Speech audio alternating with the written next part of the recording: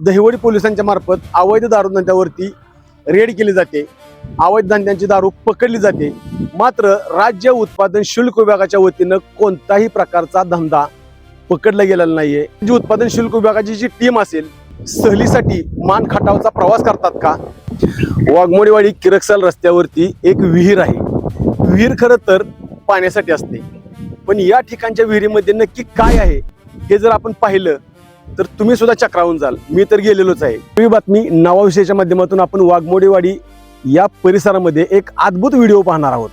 आपण एक विहीर बघतोय, हे वाघमोडेवाडीतील विहीर आहे। जवळमळा नावाच्या शिवारातील ही विहीर, आणि या विहिरीच्या पाण्यावरती नक्की काय तरंगतंय ते तुम्ही बघू शकता। या ठिकाणी या विहिरीच्या पाण्यात खरं तर ही जुनी वापराची विहीर आहे, आता वापर त्याचा होत नाही।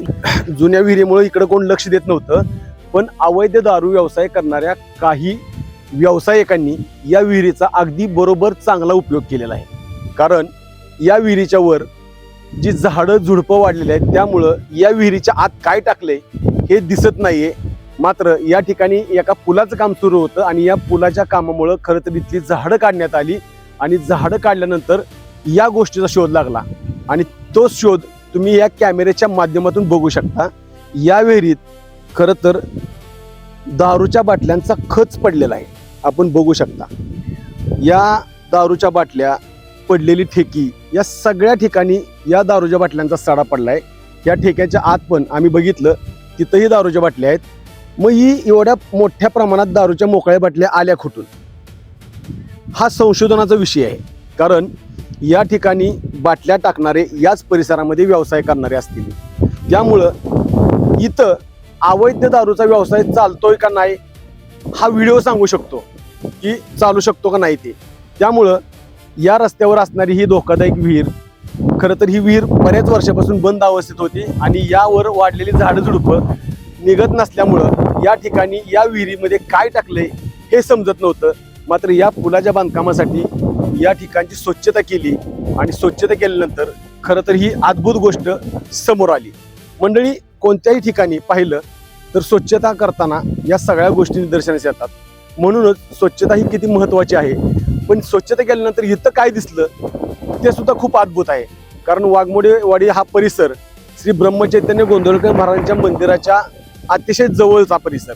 मग याच परिसरात अवैध दारूची विक्री ही मोठ्या प्रमाणात होते, हाच याचा ढळढळीत पुरावा आपण पाहिला।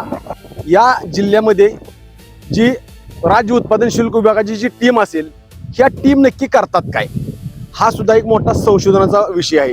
कारण एवढ्या मोठ्या प्रमाणात जर या ठिकाणी मोकळ्या बाटल्यांचा साठा सापडत असेल, तर या विभागात काम करणारे अधिकारी फक्त सहलीसाठी मान खटावचा प्रवास करतात का, हे सुद्धा महत्त्वाची गोष्ट निदर्शन मी करतो। कारण प्रत्येक तालुक्याला राज्य उत्पादन शुल्क विभागाचे अधिकारी आहेत, कर्मचारी आहेत। मात्र एवढं सगळं असून सुद्धा दहिवडी पोलिसांच्या मार्फत अवैध दारू धंद्यावरती रेड केली जाते, अवैध धंद्यांची दारू पकडली जाते। मात्र राज्य उत्पादन शुल्क विभागाच्या वतीनं कोणताही प्रकारचा धंदा पकडला गेलेला नाहीये, कोणताही दारूचा अड्डा बंद केलेला नाहीये। हे का?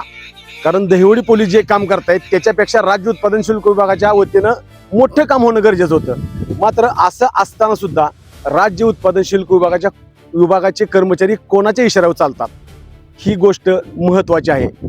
आणि इथून पुढं या विभागाच्या वतीनं कारवाई होणार का हे पाहणं देखील मोठी गरजेची गोष्ट आहे। आपला आवाज न्यूजसाठी संदीप जाठार, वाघमोडेवाडी।